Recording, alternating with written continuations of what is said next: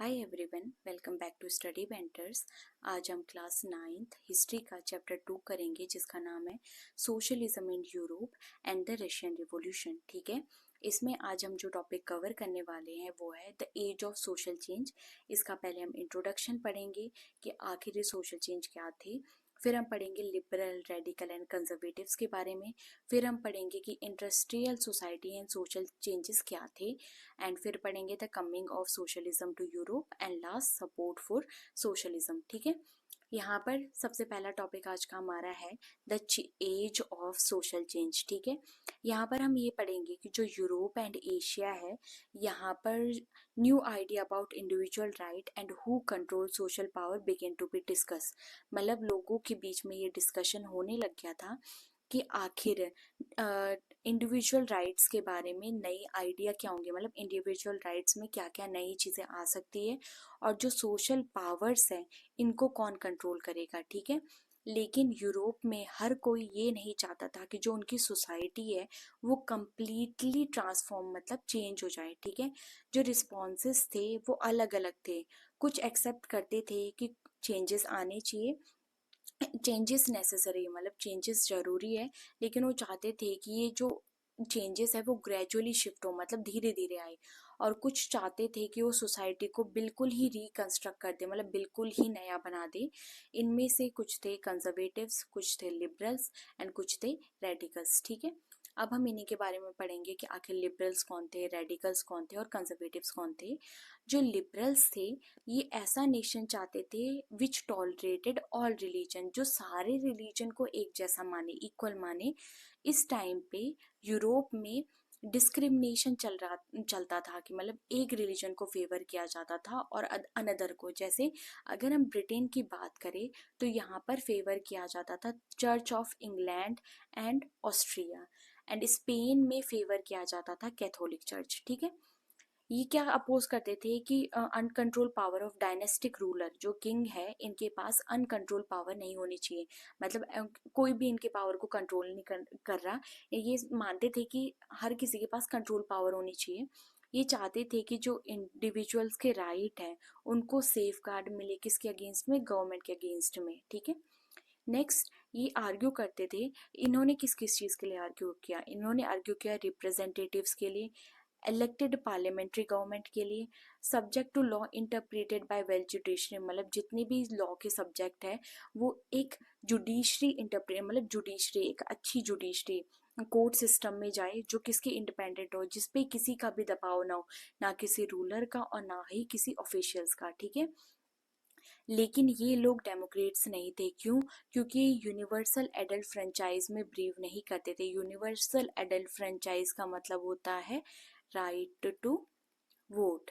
ठीक है, ये मानते थे कि जिन मैन के पास सिर्फ प्रॉपर्टी, उनको वोट देने का अधिकार होना चाहिए और वुमेन के पास भी वोट देने का अधिकार नहीं होना चाहिए। ठीक है, जो रेडिकल्स थे वो ऐसा नेशन चाहते थे जिसमें गवर्नमेंट तो हो लेकिन वो किस पे बेस हो, कि आखिर कंट्री की पॉपुलेशन में मेजॉरिटी में कौन है। ठीक है, on the majority of a country population. ठीक है, अब यहाँ पर था मैनी सपोर्टेड, यहाँ पर जो रेडिकल्स थे इनमें से कितनों ने ही वुमेन सफरगेट मूवमेंट, मतलब जो राइट टू वोट के लिए मूवमेंट चल रहा था उसको सपोर्ट किया। ये अपोज करते थे ऐसे प्रिविलेज जो लैंड ओनर्स और वेल्थी फैक्ट्री ओनर्स को ग्रांट किए जाते हैं, मतलब पहले से उनको ग्रांट कर दिए जाते हैं। देवर अगेंस्ट द एक्सटेंशन ऑफ, वो अगेंस्ट थे कि किसी के पास अपनी प्राइवेट प्रॉपर्टी नहीं होनी चाहिए। मतलब सॉरी, इसमें ये था कि रेडिकल्स जो थे वो प्राइवेट प्रॉपर्टी के खिलाफ नहीं थे, लेकिन उन्हें ये चीज़ पसंद नहीं आती थी कि कुछ ही लोगों के हाथ में क्या है, ज़्यादा प्रॉपर्टी है। ठीक है, अब लास्ट हम पढ़ेंगे कंजर्वेटिव्स के बारे में। ये दोनों को ही अपोज करते थे, ना ये रेडिकल के साथ थे ना ये लिबरल के साथ थे। 18th सेंचुरी तक ये बोलते थे कि कोई भी नए चेंजेस नहीं आने चाहिए। ठीक है, 19th सेंचुरी में जाके इन्होंने एक्सेप्ट किया कि चेंजेस जो है वो अनइनवाइटेबल है, मतलब चेंजेस को कोई भी रोक नहीं सकता, वो आएंगी। लेकिन ये बोलते थे कि हमें अपने पास्ट को रिस्पेक्ट करना चाहिए और जो चेंज आ रहे हैं वो कैसे आने चाहिए, स्लो प्रोसेस होना चाहिए।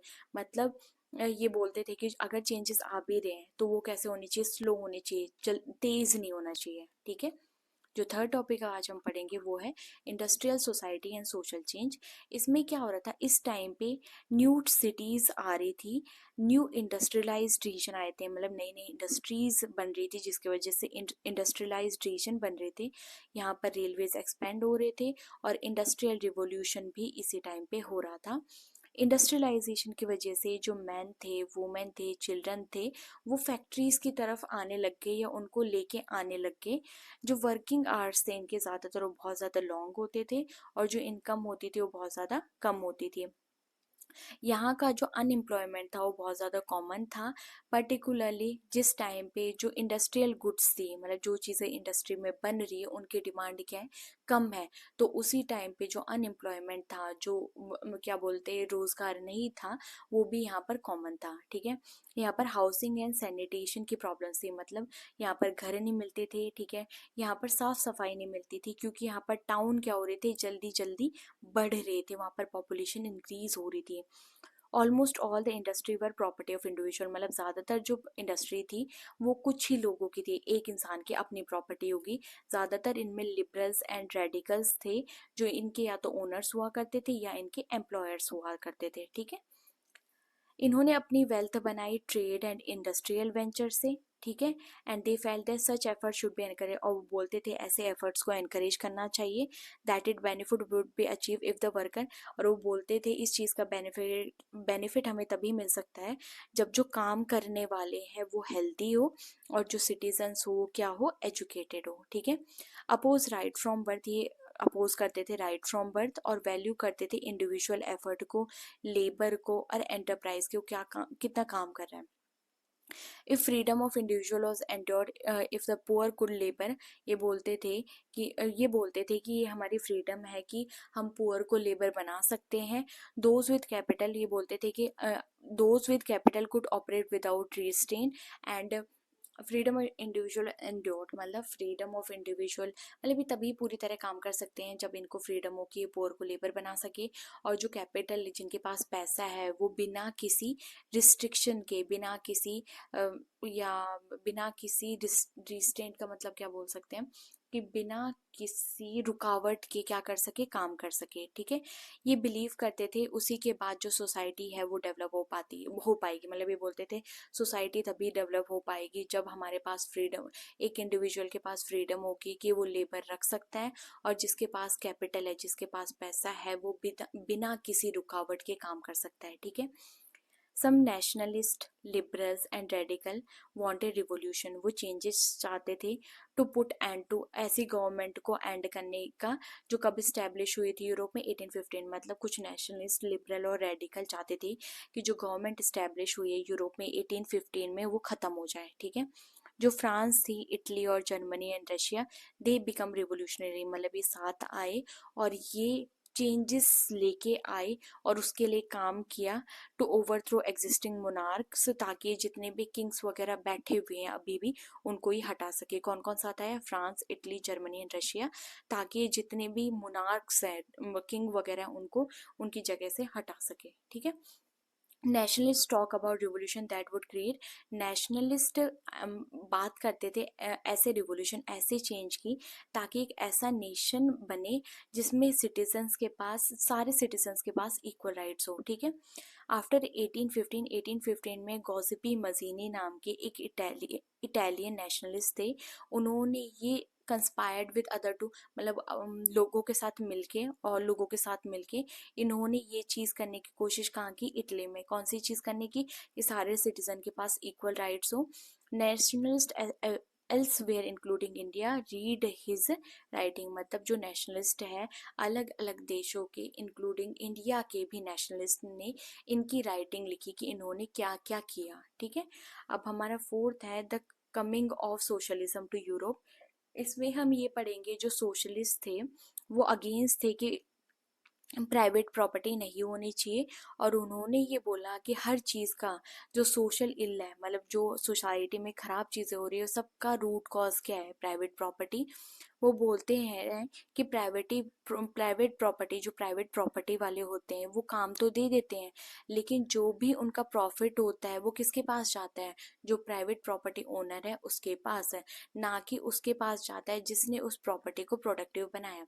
मतलब सोशलिस्ट ये बोलते थे कि प्राइवेट प्रॉपर्टी जिसकी है, ठीक है, वो काम तो देता है, लेकिन जो प्रॉफिट मिलता है वो सिर्फ उसको मिलता है, उस बंदे को नहीं मिलता जिसने वहां पर काम किया है, जिसने उस जमीन को प्रोडक्टिव बनाया है।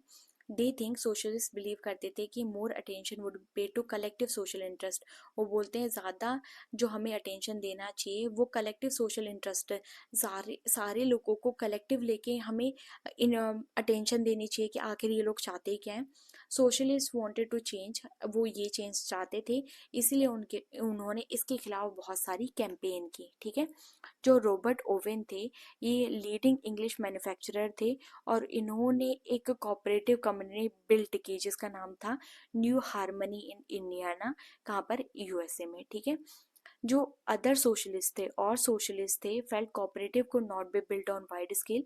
वो ये मानते थे कि कोऑपरेटिव्स को हम बड़े स्केल में सिर्फ एक इंडिविजुअल की इनिशिएटिव से नहीं बना सकते, इसीलिए उन्होंने डिमांड की कि गवर्नमेंट एनकरेज कोऑपरेटिव, मतलब गवर्नमेंट कोऑपरेटिव बनाने में उनकी हेल्प करे। फ्रांस में जो लुइस ब्लैंक थे, इन्होंने गवर्नमेंट को वांटेड गवर्नमेंट टू एनकरेज, ये चाहते थे कि गवर्नमेंट एनकरेज करे कोऑपरेटिव को, और जो कैपिटलिस्ट एंटरप्राइजेस है, प्राइवेट प्रॉपर्टी वाले हैं, इनको हटाया जाए, ठीक है। Cooperative were to be association of people, मतलब जो कोऑपरेटिव होनी चाहिए वो एसोसिएशन होनी चाहिए पीपल की, लोगों की एक ग्रुप होना चाहिए। हु प्रोड्यूस गुड टुगेदर, जो चीज़ें एक साथ उगाते हो और जितना भी उससे प्रॉफिट मिल रहा है वो आपस में जो वर्क कर रहे हैं, जो मेंबर्स काम कर रहे हैं उनके बीच में डिवाइड कर दे। मतलब cooperative were to be associate, मतलब ये बोल रहे हैं कोऑपरेटिव क्या होने चाहिए? कोऑपरेटिव उन लोगों का ग्रुप होना चाहिए जो साथ में मिलके काम करे, और अगर प्रॉफिट भी आए तो साथ में मिलके क्या कर ले? बांट ले, ठीक है। जो कार्ल मैक्स थे एंड फ्रेडरिक एंगल्स, इन्होंने भी कुछ आइडिया इसमें डाले। कार्ल जो मैक्स थे, ये बोलते थे कि इंडस्ट्रियल सोसाइटी और कैपिटलिस्ट, जो भी ये इंडस्ट्रियल सोसाइटी है ये कैपिटलिस्ट है, मतलब इन सब के पास पैसा है। Capitalist own the capital invested in factory, capitalist के पास वो पैसा होता है जिसको वो फैक्ट्री पे लगाता है, और जो प्रॉफिट आता है वो कैपिटलिस्ट को जाता है, वॉज प्रोड्यूस बाय वर्कर, लेकिन जो बनाया किसने? वर्कर ने। मतलब जो कैपिटलिस्ट है वो अपना पैसा इन्वेस्ट करता है फैक्ट्री में, लेकिन काम वहां पर वर्कर कर रहे हैं, लेकिन उसका जो प्रॉफिट होता है वो किसको जाता है? कैपिटलिस्ट को जाता है। वर्कर कैन वो बोल रहे हैं वर्कर्स की कंडीशन तब तक इम्प्रूव नहीं हो सकती जब तक जो ये प्राइवेट प्रॉपर्टी ये खत्म ना हो जाए, ठीक है। He believe that to free themselves from capital exploitation, उनका ये बिलीव था कि अगर तुम्हें अपने आप को ये जो कैपिटलिस्ट एक्सप्लॉयटेशन है, मतलब जो ये पैसे वाले लोगों को एक्सप्लॉयट कर रहे हैं, इस चीज़ से बाहर निकलना है, तो वर्कर को एक रेडिकल सोशलिस्ट सोसाइटी बनानी पड़ेगी, where all property were socially control, मतलब जहाँ पर सारी प्रॉपर्टी कौन कंट्रोल करे? लोग मिलके, सोसाइटी मिलके कंट्रोल करे, ठीक है। ही वॉज कन्विंस, वो उन्हें भरोसा था कि जो वर्कर्स हैं वो जो ये लड़ाई चल रही है, कॉन्फ्लिक्ट चल रहा है कैपिटलिस्ट के साथ, वो जीत जाएंगे। एंड ये जो कम्युनिस्ट सोसाइटी है यही आने वाली आने फ्यूचर की क्या है? नेचुरल सोसाइटी है, ठीक है। नेक्स्ट है फिफ्थ, हम पढ़ेंगे सपोर्ट फॉर सोशलिज्म, कहाँ कहाँ से सोशलिज्म को सपोर्ट मिला। फर्स्ट 1870 में socialist idea spread through Europe, Europe में ये आइडिया बहुत ज़्यादा फैलने लग गया। सोशलिस्ट ने एक इंटरनेशनल बॉडी फॉर्म्ड की जिसका नाम था द सेकेंड इंटरनेशनल, ठीक है।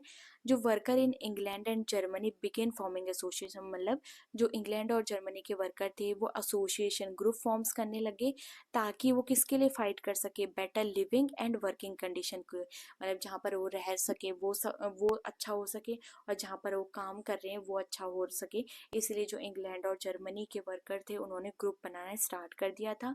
इन्होंने एक फंड्स सेटअप फंड्स, मतलब एक फंड्स इकट्ठे करते थे ताकि जिस भी मेंबर को नीड है वो पैसा उसको मिल सके।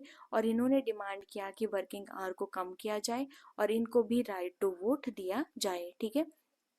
1905 में socialist and trade unionist form, मतलब जो सोशलिस्ट थे उन्होंने और जो ट्रेड यूनियनिस्ट थे, मतलब ट्रेड मीन्स जो इंडस्ट्रीज में ग्रुप्स बने हुए थे, लोगों ने पार्टियां बना रखी थी, इन्होंने लेबर पार्टियां थी, इन्होंने मतलब जो वहाँ पर काम करते हैं उन्होंने जो एसोसिएशन बना रखी थी, इन दोनों ने मिलके, सोशलिस्ट एंड ट्रेड यूनियनिस्ट ने मिलके लेबर पार्टी बनाई कहाँ पर, ब्रिटेन में, और सोशलिस्ट पार्टी बनाई कहाँ पर, फ्रांस में। ठीक है।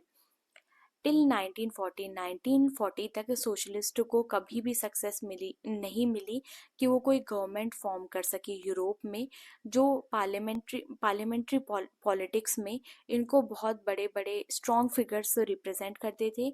इनके आइडिया ने जो लेजिस्लेटिव थे लॉज को, डिफरेंट डिफरेंट लॉ को शेप किया, लेकिन जो गवर्नमेंट थी अब के टाइम पे भी वो कौन रन कर रहा था, conservative, liberals and radical. Thank you for watching. अगर आपको मेरा वीडियो अच्छा लगा हो तो like, share and subscribe, and again thank you.